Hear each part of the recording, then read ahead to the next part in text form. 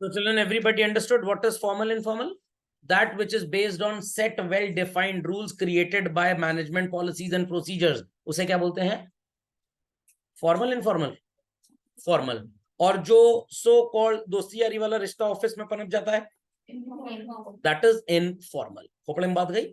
चलिए, तो formal informal में दोनों में ही आपको चीजें मिलेंगी, अलग अलग रूल्स होंगे, बट ये जो आप ऑर्गेनाइजेशनल स्ट्रक्चर पढ़ने जा रहे हैं चिल्ड्रन, ये फॉर्मल में होता है, इनफॉर्मल में नहीं होता. और जब ये बनता है, जब इसके बाद एम्प्लॉइज का रिक्रूटमेंट होता है, वहां पे जो पर्सनल रिलेशंस डेवलप हो जाते हैं, that is called as informal. Ready to understand? तो everybody is suppose to put this in their class for copy. Children, दो तरह का होता है, one is functional, other is divisional. I repeat, one is functional, other is divisional. तो very quickly झटपट इसको लिख लीजिए. मूविंग अहेड चिल्ड्रन, तो ये जो आपका ऑर्गेनाइजेशनल स्ट्रक्चर है, ये सर फंक्शनल होगा कि डिविजनल होगा? भाई दोनों हो सकता है. अगर आपके मल्टीपल बिजनेसेस हैं, आपका एक रेस्टोरेंट भी चलता है in the name of XYZ restaurant, hotel भी चलता है ABC होटल के नाम से, कार की फैक्ट्री है, कटोरा बनाने की भी फैक्ट्री है, शूज बनाने की फैक्ट्री है, झाड़ू का भी प्लांट लगाया हुआ आपने, ऑक्सीजन सिलेंडर भी बनाते हैं. This is called as divisional structure. कौन सा? डिविजनल. सब जगह आपका मार्केटिंग डिपार्टमेंट है, परचेज डिपार्टमेंट है, प्रोडक्शन डिपार्टमेंट है, फाइनेंस डिपार्टमेंट है. It is called as functional structure. समझ में आई बात कि नहीं आई? नहीं समझ में आई? समझ में आई बात पक्का? अब जैसे आप Amazon के ऐप पे क्लिक करते हैं, तो आपको होम, सो कॉल्ड अलग अलग टैब्स नजर आते हैं ना. तो होम में आपको साइट के बारे में, ऐप के बारे में पूरा पता लगेगा. कॉन्टैक्ट अस में how you can connect with the consumer redressal system. Payments में पेमेंट का अकाउंट नंबर वगैरह वगैरह ये सब पता लगेगा. तो ये जो आपको टैब्स नजर आ रहे हैं, this could be called as division structure.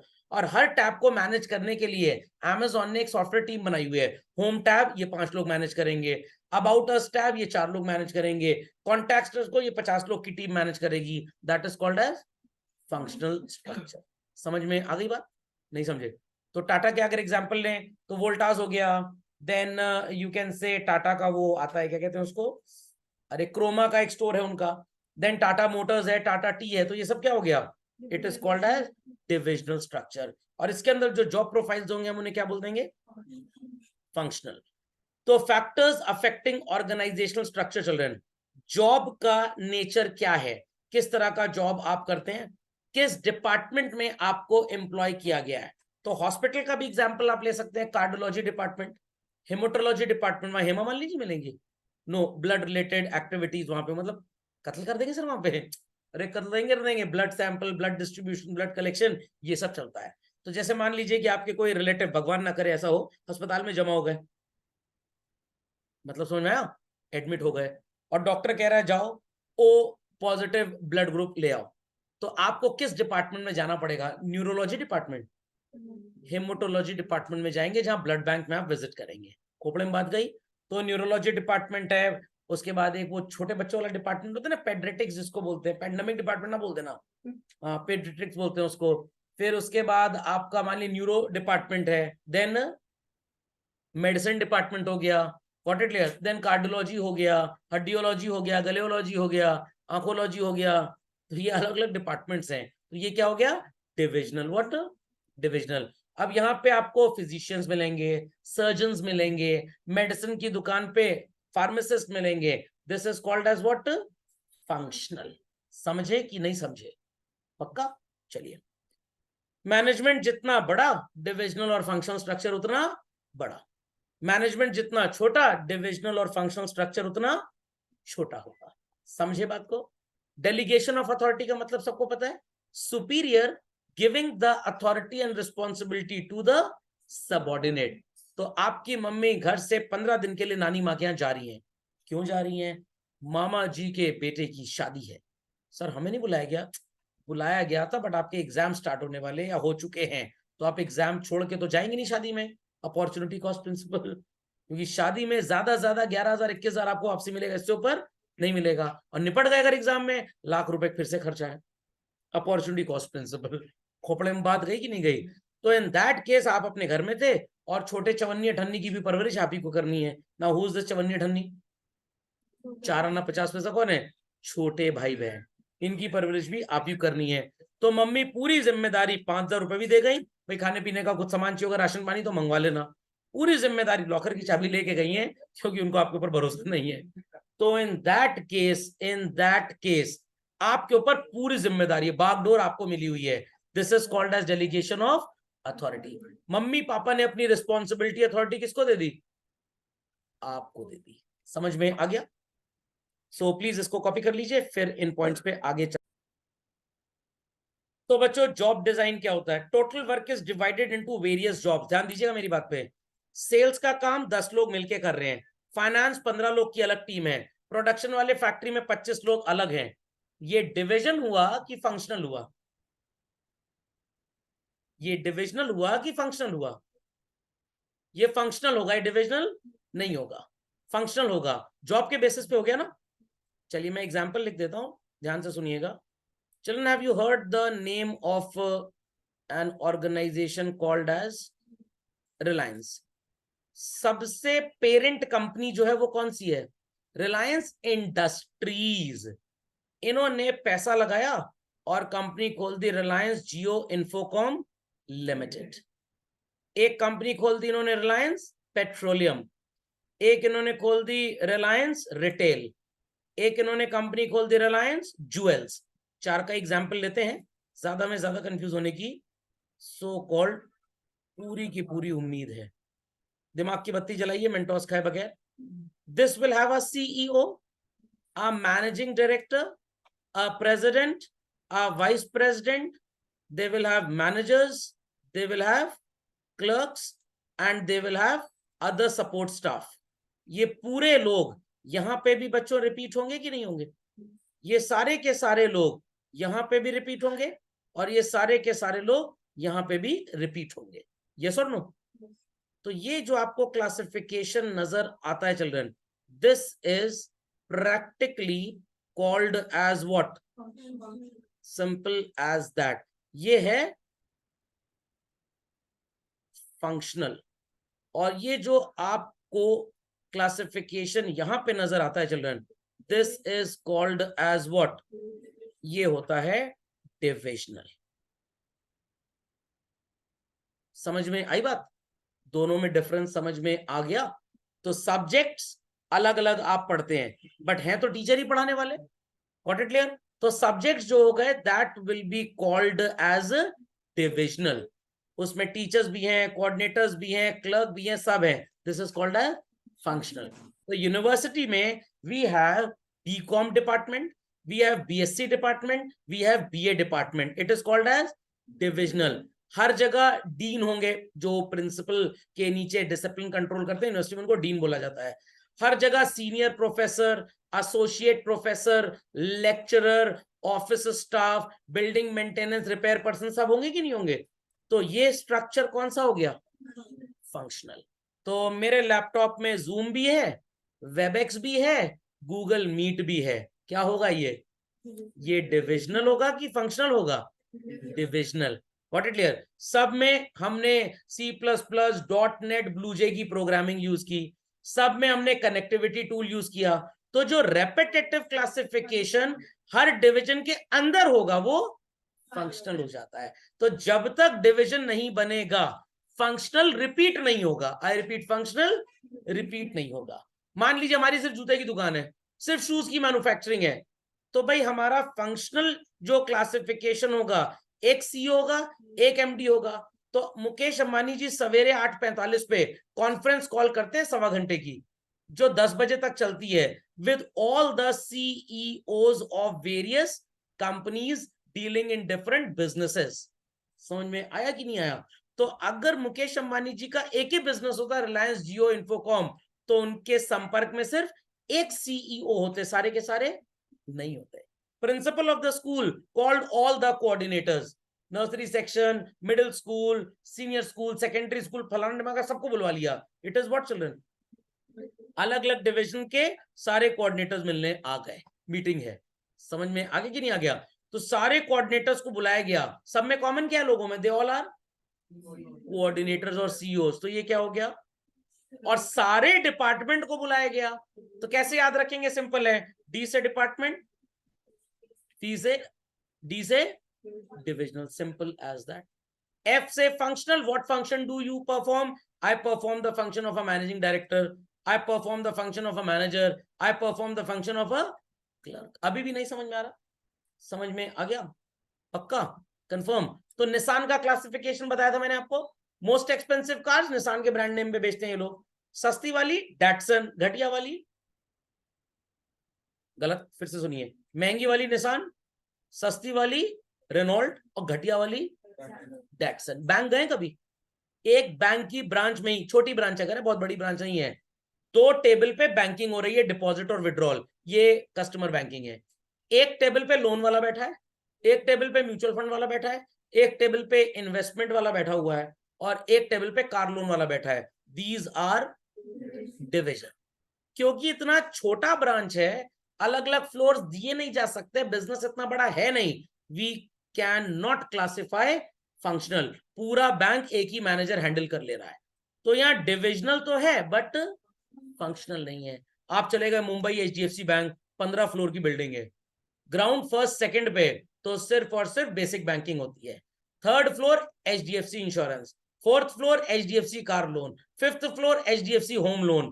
These are different division. हर फ्लोर का अपना सीईओ है, अपना एमडी है, अपना प्रेसिडेंट है। दीज आर, तो जितना बड़ा बिजनेस होगा डिविजन और फंक्शन उतने ज्यादा। समझ में आई बात कि नहीं आई? झटपट इसको लिख लीजिए, क्योंकि केस स्टडी आती है तो बच्चे बड़ा कंफ्यूज हो जाते हैं basically. B quick, be quick. तो मान लीजिए जैसे बोइंग कंपनी का नाम सुना है बच्चों, they do which type of business, airplanes manufacturing करते हैं लोग, और इनको इंजन की सप्लाई रोल्स रॉयस कर देता था ढेर सारी। अब बोइंग कंपनी में एक है सॉफ्टवेयर डिपार्टमेंट मान लीजिए, जिनका काम है एरोप्लेन हेलीकॉप्टर वगैरह के लिए सॉफ्टवेयर बनाना, तो दिस इज वन डिविजन, और this is functional children. Boeing company है, इनका एक डिपार्टमेंट है सॉफ्टवेयर मेकिंग, एक है मैन्युफैक्चरिंग, एक है ड्राइंग एंड डिजाइन। तो ये फंक्शनल हुआ कि डिवीजन हो गया? गलत जवाब, फंक्शनल। अरे बिजनेस तो एक ही चीज का कर रहे हैं, सिर्फ एयरप्लेन तो बेच रहे हैं। मान लीजिए एरोप्लेन और हेलीकॉप्टर दोनों बनाते हैं, या एरोप्लेन पैसेंजर भी है, हेलीकॉप्टर और डिफेंस इक्विपमेंट भी है, मिलिट्री के लिए प्लेन बनाते हैं ये लोग। What it clear? तो ये 3 डिवीजन हो गए। हर डिवीजन में सॉफ्टवेयर वाले लोग हैं, मैन्युफैक्चरिंग वाले लोग हैं, this is called as functional. समझ गए कि नहीं? तो जॉब रोल्स के बेसिस पे फंक्शनल चलता है, प्रोडक्ट और सर्विस के बेसिस पे डिविजन चलता है। अभी भी नहीं समझ में आ रहा? समझ में आ गया? गवर्नमेंट का जीएसटी डिपार्टमेंट है और इनकम टैक्स डिपार्टमेंट है, दोनों टैक्स है, डायरेक्ट टैक्स, एक इनडायरेक्ट टैक्स। तो ये डिविजनल हुआ कि फंक्शनल हुआ? गलत जवाब फिर से है, ये डिवीजन है। दो तरह के प्रोडक्ट्स हैं सरकार के बेच के पैसा लेने के, समझ में आ गया? दोनों में आपको मिलेंगे कमिश्नर, दोनों में आपको इंस्पेक्टर मिल जाएंगे, दोनों में आपको क्लर्क मिल जाएंगे। It is functional. मंदिर गए कभी, मस्जिद चर्च गुरुद्वारे गए हैं? मान लीजिए आप एक मंदिर गए, I am not being religiously biased, तो मंदिर में एक रूम है जहां हनुमान जी की मूर्ति है, एक जगह शिव जी की है, एक जगह राम जी, सीता जी और लक्ष्मण जी हैं। समझ में आया? तीनों जगह आप जाते हैं, प्रसाद चढ़ाते हैं, मत्था टेकते हैं, भगवान से प्रार्थना करते हैं, हमारे भैया भाभी की जोड़ी राम और सीता जैसी ना हो। पापा घुमा कान के नीचे मारे, नालायक कहीं के, उनका डाइवोर्स हो गया था, ऐसी जोड़ी नहीं चाहिए, एंटी राम सीता जैसी हो, ताकि अलग ना हो। समझे कि नहीं? ये सर आज तक तो इतनी गलत दुआ मांग डाले हम, ये तो अच्छा हुआ बहुत लोग दुआ मांगने आए थे, राम जी ने सुनी नहीं हमारी दुआ। समझ में आ गई बात? तो अब एक जगह हनुमान जी, उनके भक्त, वहां हनुमान चालीसा पढ़ी जाएगी। जहां शिव मंदिर है वहां भी हनुमान चालीसा पढ़ देंगे, वहां सर शिव चालीसा पढ़ेंगे। अरे वहां शिव जी का दूसरा भजन संध्या चलेगा, और जहां राम जी और सीता मैया हैं और लक्ष्मण अंकल हैं, तो उनका दूसरा तीसरा भजन चलेगा। अब साईं बाबा ज्यादा फेमस हो गए इधर, उनकी टीआरपी रेटिंग हाई चल रही है, उनका रेवेन्यू ज्यादा है, तो मंदिर वालों ने सोचा कि लोग भाग रहे हैं साईं मंदिर की ओर, और माया कोई आ नहीं रहा है, ना प्रसाद बिक रहा है, और खिलौने वाले की परेशानी, चिबली चिबली बच्चे खिलौना खरीदते मंदिर के, खिलौने वाली की सेल कम हो गई है। तो मंदिर वालों ने डिसाइड किया एक साईं बाबा का मंदिर बनाओ मंदिर के अंदर, जगह तो बहुत ढेर सारी है। तो अब एक जगह हनुमान जी विराजमान है, एक जगह शिव भगवान, एक जगह Ram ji and semi family, एक जगह साईं बाबा भी आ गए। ये 3 साल से हो गया, तो मंदिर का रेवेन्यू बढ़ जाएगा, मंदिर की कलेक्शन बढ़ जाएगी। तो 4 जगह ये क्या हो गया बच्चों, हर जगह पुजारी है, हर जगह चप्पल जूते का स्टैंड है, हर जगह मंत्र मारे जा रहे हैं, हर जगह पूजा पाठ हो रही है। It is what, Varanasi city का नाम सुना है? 10 15 20 घाट होंगे मान लीजिए, और हर घाट पे गंगा आरती होती है शाम को। क्या है बच्चों ये, हर जगह फूल वाला है, हर जगह चाय नाश्ते वाला, हर जगह कैमरे से फोटो खींचने वाले, हर जगह सो कॉल्ड धूप बत्ती जलाने वाले। क्या हो गया, सिंपल एज दैट। समझे कि नहीं समझे? तो अब जब आप किसी मंदिर मस्जिद चर्च गुरुद्वारे में जाएं और देखिए, पहले यहाँ पे सिर्फ मदर मैरी का स्टैचू था, अब जीजू बाबा भी आ गए हैं। They are expanding and creating divisional structure. समझ में आया कि नहीं आया? नहीं समझ में आया? समझ में आ गया? Clearly understood? देखा होगा मंदिरों में आपने, पहले एक मंदिर बनता, फिर एक और बन जाता है, फिर 2 और बन जाते हैं। तो अभी मैं वृंदावन विजिट किया, अभी वृंदावन विजिट किया, तो अल्टीमेटली मैंने वहां पे देखा कि कुछ तो पौराणिक मंदिर है। पौराणिक मंदिर जानते हैं, मतलब वहां पे जहाँ मूर्ति वगैरह जमीन से निकली, राजा महाराजाओं ने कभी बनवाया, तो इनकी जो आस्था होती है थोड़ी ज्यादा होती है। ये आस्था कहाँ चली है बीच में, मतलब डिवोशन एंड डेडिकेशन नालायकों। ओके, बट कुछ मंदिर वहां लोगों ने बनवाए हैं, जैसे इस्कॉन टेम्पल हो गया, ये सब। तो अगेन इस्कॉन टेम्पल वालों को लग रहा है हम तो कृष्ण जी को लेके आए थे, कृष्ण जी की टीआरपी कम चल रही है, साईं बाबा ज्यादा ध्यान है, बनाओ एक साईं बाबा का भी साथ में। क्या कर रहे हो लोग, डिविजनल स्ट्रक्चर। समझ में आया कि नहीं आया? रुक जाइए, आपको एक अच्छी चीज दिखाता हूँ भाई। तो when I get that video मैं आपको फॉरवर्ड कर दूंगा, तो उसमें ये बातें थी। तो वो बोल रहे थे कि अब हमने स्ट्रक्चर पूरा कर लिया, बट अब इंटीरियर के लिए हमको बहुत पैसा चाहिए। तो ये क्या कर रहे हैं, एक मंदिर ऑलरेडी एक जगह बना है, दूसरी जगह सेटअप करेंगे जिससे इनका कलेक्शन बढ़ जाए basically. Moving ahead children, next departmentation. Jobs are group together to form departments, purchase department, sale department, finance department. ये डिविजनल हुआ या फंक्शनल हुआ? ये फंक्शनल होगा। हमेशा याद रखिएगा, divisional will be on the basis of goods and services. एक टेलर की शॉप पे आप जाते हैं, वो लेडीज कपड़े भी स्टिच करता है, जेंट्स कपड़े भी स्टिच करता है। सलवार सूट भी बनाएगा मम्मी का, कुर्ता पजामा बनाएगा पापा का। समझ में आ गया? मम्मी की सो कॉल्ड साड़ी को ऑल्टर भी कर देगा, और पापा के लिए 3 पीस कोट सूट भी सिल देगा। तो ये डिविजनल हुआ या फंक्शनल हुआ? डिविजनल। और दोनों जगह मेजरमेंट वाले उसने टेलर रखे हैं, स्टिचिंग के लोग रखे हैं, डिजाइन करने वाले लोग रखे हैं। This is called as functional. Got it? Span of management, number of employees that can be effectively managed by superior. तो अगर बहुत बड़ा बिजनेस होगा तो स्पैन ऑफ मैनेजमेंट ज्यादा होगा, और छोटा बिजनेस होगा तो स्पैन ऑफ मैनेजमेंट कम होगा। तो टेक एन एग्जांपल कि आपने एक स्कूल सेटअप किया, और आपका पहला 11th क्लास का बैच इस साल आ रहा है। 10th क्लास में there were only 30 students. Can you manage to have different classes in class 11 for science, humanities and commerce? No. तो आप बोलेंगे कि भाई इंग्लिश सब साथ में पढ़ लो, हिंदी सब साथ में पढ़ लो, ताकि आपको ज्यादा टीचर्स हायर ना करने पड़े, और जो अलग अलग सब्जेक्ट्स हैं उनकी क्लासेस के लिए आप अलग अलग टीचर्स उनको दे दीजिए पढ़ने के लिए।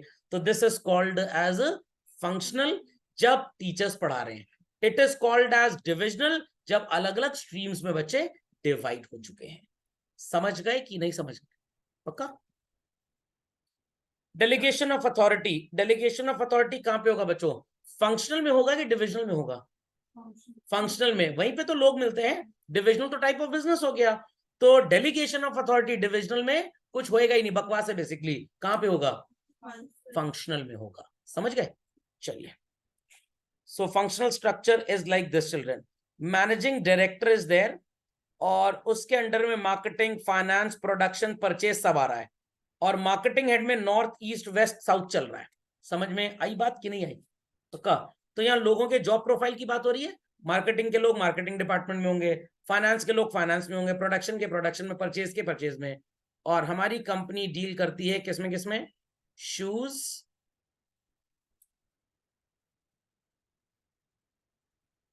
क्लोथिंग,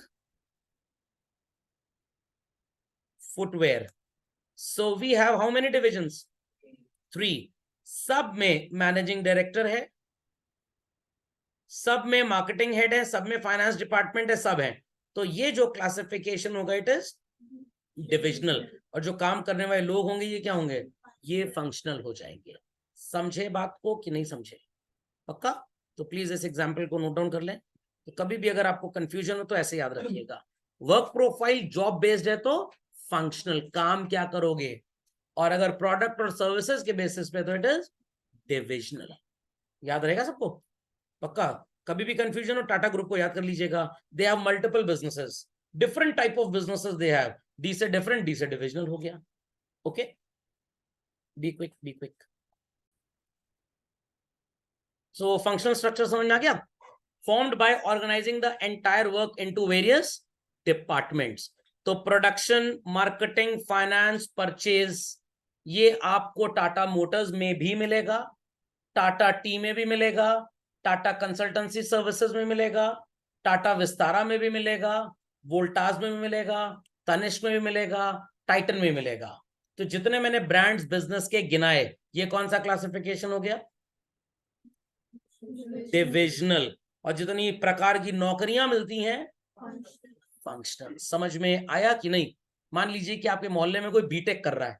अब B Tech could be in aeronautical, B Tech could be in computer science, B Tech could be in electrical, chemical, civil engineering. तो ये क्या हो गए? अलग अलग डिविजन्स। सब में प्रोफेसर्स होंगे, सब में सीनियर लेक्चरर्स होंगे, सब में ऑफिस होगा, सब में क्लासरूम होगा, सब में सो कॉल्ड मान लीजिए ये डीन्स होंगे। तो this is called as what? Functional. समझ में आ गया? चलिए, इज दैट अंडरस्टूड? तो ये मार्केटिंग हेड के लिए ये ढेर सारे लोग हैं, ये मार्केटिंग का काम पूरा करेंगे। तो ये फंक्शनल हुआ कि डिविजनल हुआ? ये फंक्शनल हो गया। Got it clear? अब ये so called marketing Tata Motors की है, इतना ही स्टाफ तनिष्क में भी है, इतना ही स्टाफ टीसीएस में भी है, तो वो क्या हो जाएगा? डिविजनल। तो एक बिजनेस में दोनों एग्जिस्ट करता है, डिविजनल भी होता है और फंक्शनल भी। हाँ, ये हो सकता है कि साइज किसी का बड़ा हो किसी का छोटा हो। एक तरह का बिजनेस करते हैं तो एक ही डिवीजन है आपका। नेस्ले की बात करें, नूडल्स डिवीजन है, दे हैव अपना वो किटकैट डिवीजन, चॉकलेट डिवीजन है।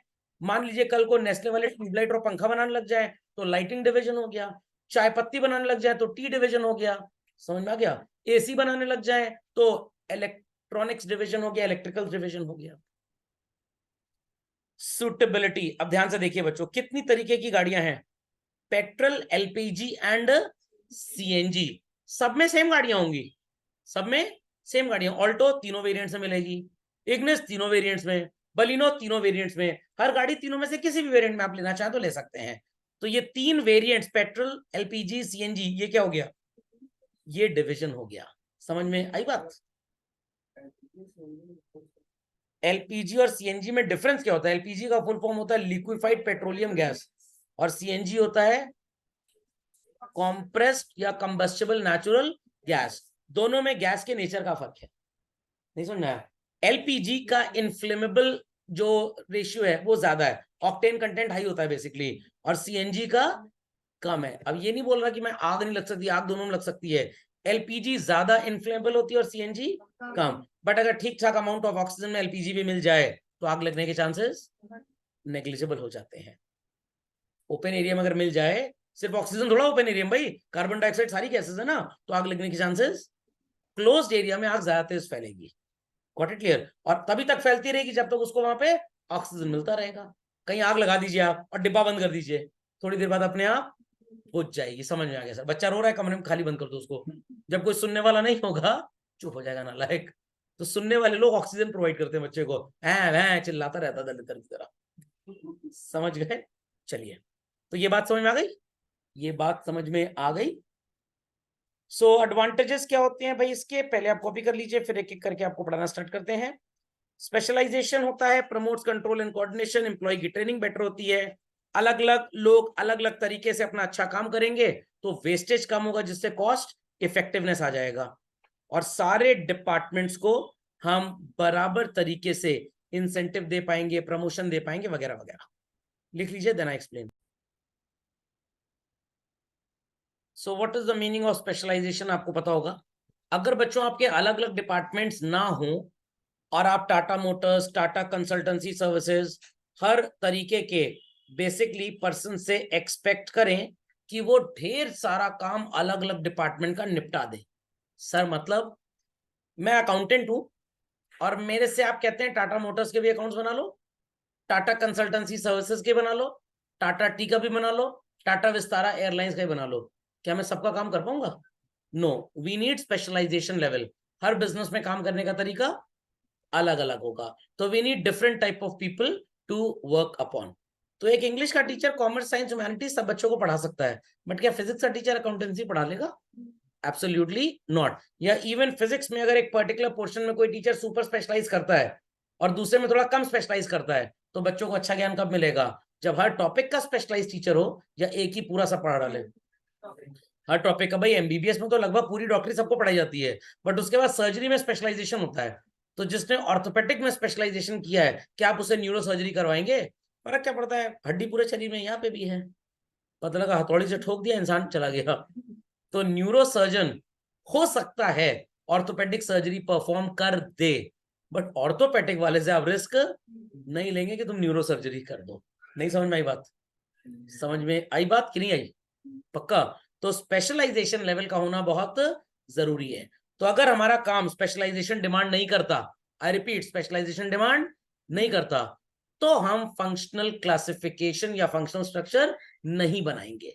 बट अगर हमारे 4 अलग अलग टाइप ऑफ बिजनेसेस हैं, चारों में अकाउंटिंग एक्टिविटीज, मार्केटिंग एक्टिविटीज अलग अलग तरीके की होनी है, तो हम अलग अलग तरीके के लोगों को इन्वॉल्व करेंगे। तो टाटा मोटर्स इंडिया में जब गाड़ी बेचता है, तो इंडियन एडवर्टाइजिंग कंपनी से अपना एडवर्टाइजमेंट करवाता है। बट बच्चों, अगर यूरोप में उनको एडवर्टाइजमेंट करना होगा, तो क्या इंडियन कंपनी की हेल्प लेंगे? ना। या ऐसी कंपनी की हेल्प लेंगे जिसके ऑफिसेज यूरोप में भी हों, बिकॉज वहां की मार्केट के बारे में उस कंपनी को ज्यादा पता होगा, यहां वाली कंपनी को कंपेरेटिवली कम पता होगा। पीपल अंडरस्टूड दिस और नॉट? नहीं समझे? समझ में आ गया? टेक एन एग्जाम्पल, आपने डाबर कंपनी का नाम सुना है? डाबर लाल दंत मंजन, आंसर सुना होगा ना? अब डाबर वालों ने सोचा कि अपना मैन्युफैक्चरिंग प्लांट चाइना में लगाएं। कहां पे? इंडिया में उनके पास 2 सीनियर ऑफिसर्स थे, किसको चाइना हेड बना के भेजा जाए? जिसकी आंख ऐसी होगी या जिसको कोविड हो चुका होगा, who is having specialisation and expertise in speaking Bhojpuri, Chinese. जिसको इंटरनेशनल एक्सपोजर होगा, लैंग्वेज आती होगी, उसको भेजा जाएगा। समझ में आया कि नहीं आया? पक्का? अंडरस्टूड? तो आपको अपनी कंपनी के लिए accounts, taxation, legal system handle करने के लिए एम्प्लॉय चाहिए, तो आप एमबीए पकड़ेंगे या सीए को पकड़ेंगे? यहाँ पे आप सीए को पकड़ेंगे। बट अगर मार्केटिंग के लिए पर्सन चाहिए, सर कंप्यूटर इंजीनियर को पकड़ लेंगे। तो आपको मार्केटिंग का इंसान पकड़ना पड़ेगा, कंप्यूटर इंजीनियर यहाँ पे काम नहीं करेगा। तो अगर हमारा काम स्पेशलाइजेशन डिमांड करता है बच्चों, तो हम हर लेवल पे स्पेशलाइज्ड एम्प्लॉय हायर करेंगे, या किसी भी एरे गहरे नथु खेरे से काम चला लेंगे? स्पेशलाइज। आपने ढाबा खोल लिया, किसी भी मुन्ना हलवाई को पकड़ ले आओ, सब्जी बनवा लो, कोई भी पनीर की सब्जी बनवाओ, ग्रेवी सबकी सेम रखेगा, मेन्यू में नाम अलग अलग होगा, मेन्यू में नाम अलग अलग होगा, टेस्ट सबका सेम होगा। मैं एक छोटा सा एग्जांपल देता हूँ। इंडिया के किसी भी रेलवे स्टेशन के बाहर के रेस्टोरेंट में आप खाना खा लीजिए, पनीर काली मिर्च, बटर पनीर मसाला, पनीर मंचूरियन, और कौन सा था पनीर सब्जी बताओ? पनीर 2 प्याजा, पनीर 4 प्याजा, शाही पनीर, दलिद्दर पनीर, पनीर सोल्जर, कोई भी पनीर मांग लो बच्चों, समझ में आ गया? कढ़ाई पनीर, कड़छी पनीर, चम्मच पनीर, प्लेट पनीर, सॉसेस पनीर, कुछ भी मांग लो। मेन्यू में प्राइसेस अलग अलग हैं 10-20 रुपए, बट टेस्ट सबका सेम रहेगा। क्यों? Because they do not have the level of specialisation. आप मैनचाओ सूप मांग लीजिए और हॉट एंड सॉर मांग लीजिए, फर्क सिर्फ एक होगा, उसमें चाउमीन गुजर के ले आएगा, टेस्ट दोनों का सेम बनेगा। बट आप किसी अच्छे रेस्टोरेंट में, कैफेटेरिया में जाइए, तो वहां पे आपको टेस्ट डिफरेंट नजर आ जाएगा। अभी भी नहीं समझे मेरी बात? तो ढाबे में functional structure 0 to the power infinity, समझ में आ गया? ताज वगैरह में आप चले जाइए, तो वहां पे आपको फंक्शनल स्ट्रक्चर अलग अलग नजर आएगा। हाउसकीपिंग डिपार्टमेंट अलग है, जो आपकी अटैची वगैरह में सामान ना चुरा के कमरे तक ले जाए, वो वेटर अलग है, जो खाना सर्व करेगा वो अलग है, बर्तन मांजने वाला अलग है। सागर रत्ना रेस्टोरेंट का एग्जांपल ले लीजिए, ऑर्डर लेने वाला इंसान अलग, कुक अलग, जो ऑर्डर सर्व करेगा वो अलग, जो खाने के बाद बर्तन समेटेगा वो अलग। It is what children? Functional और डिविजनल? फंक्शनल। सागर रत्ना ने 4 फ्लोर पे अपना रेस्टोरेंट खोल दिया, भाई एक पे वो चाइनीज सर्व करेंगे, दूसरे फ्लोर पे साउथ इंडियन, तीसरे फ्लोर पे वो कॉन्टिनेंटल फूड, वो नहीं होता पास्ता एंड रेड अराबिटा सॉस वगैरह। जैसे हमारे घर वाले कभी पूछ आज क्या खाएंगे, पूछ तो ऐसे नहीं जैसे हम मनी के परिवार आज क्या खाएंगे, अच्छा बना लो फिर पास्ता एंड रेड अराबिटा सॉस। कह रहे ये सब नहीं बन सकता, तो मैं बना लो अरहर की दाल चावल, और क्या खाएंगे। समझे कि नहीं समझे? नहीं समझे? समझ में आ गया? आपने अपने घर में किचन में देखा होगा, चिकन में नहीं, किचन में कप प्लेट एक जगह रखा है, आटा दाल चावल अलग जगह रखा है, तो यूटेंसिल का डिपार्टमेंट अलग और आटे दाल चावल राशन का डिपार्टमेंट अलग। ये कौन सा स्ट्रक्चर हो गया? डिविजनल। आटा गूंदने का काम मम्मी का है, क्योंकि आपके अंदर अकल नहीं है उतनी, गॉट इट क्लियर। और उसके बाद रोटी या डिनर टेबल पे खाना लगाने का ये जिम्मेदारी आपकी है। It is functional, it is functional. तो स्टोरी कहीं पे भी फिट हो सकती है, स्टोरी कहीं पे भी फिट हो सकती है। समझ में आ गया? आप बदमाशी कर रहे हैं, मम्मी की बात सुन नहीं रहे हैं, मम्मी की बात सुन नहीं रहे हैं। अब मम्मी को डांट खिलवानी है, तो भाड़े का गुंडा कौन होता है हर घर में? पापा। भाड़े गुंडा समझ लिया उनको, पापा को आन दो ऑफिस से, आज शाम को डांट खिलवाती मैं तेरे को। समझ में आ गया? तो डांट खिलाने का डिपार्टमेंट मम्मी का किससे? पापा से है, पापा डांटेंगे। घर में सारा हाउस कौन मैनेज करेगा? मम्मी। तो मम्मी और पापा के अलग अलग डिपार्टमेंट हो गए। दिस इज डिविजनल और फंक्शनल? डिविजनल हो गया। समझ में आ गया? पापा गाल को बीच में रख के ऐसे ऐसे करेंगे, या सिर को ऐसे ऐसे, और मम्मी रोटी को फंक्शनल। समझ में आई बात की नहीं आई? तो मम्मी स्पेशलाइजेज इन कुकिंग, पापा स्पेशलाइजेज इन स्कोल्डिंग। तो पापा और मम्मी की जो एक्टिविटी है ये फंक्शनल है। उनका डांटने का डिपार्टमेंट, इनका खाने का डिपार्टमेंट, ये डिविजन हो गया। खाना खा लिए, डांट खा लिए, दो प्रोडक्ट हो गए ना घर में, खाना और एक डांट। चलते हैं आगे। Promote control and coordination. अगर अलग अलग डिपार्टमेंट्स होंगे तो आप जॉब्स को स्पेसिफाई कर पाएंगे, who is going to do what. Amar क्या काम करेगा, अकबर क्या काम करेगा, और एंथनी क्या काम करेगा, राम क्या काम करेगा, और श्याम क्या काम करेगा, मोनू क्या काम करेगा, और अरे सब पता है आपको, सोनू क्या काम करेगा। सबके जॉब रोल्स स्पेसिफाइड है, that is called as what. अब आपके घर में भी कपड़ा धुलने का भी काम होता है, साफ सफाई का भी काम होता है, आपकी भी धुलाई होती है, तो आपकी धुलाई पापा मम्मी करेंगे, कपड़े की धुलाई शीला करेगी, बर्तन धुलाई मुन्नी करेगी। तो ये अलग अलग काम अलग अलग लोगों को क्यों दिया गया है? क्योंकि अगर अलग अलग काम नहीं दिया जाएगा तो हो सकता है बर्तन 2 बार धुल गए और कपड़ा धुला ही नहीं गया, ड्यूप्लीकेसी ऑफ जॉब्स हो जाएगा। तो सबके जॉब रोल्स स्पेसिफाइड है। समझ गए बच्चों? चलिए, एम्प्लॉइज ट्रेनिंग से अगली क्लास में स्टार्ट किया जाएगा। कोई क्वेरी है तो प्लीज आस्क।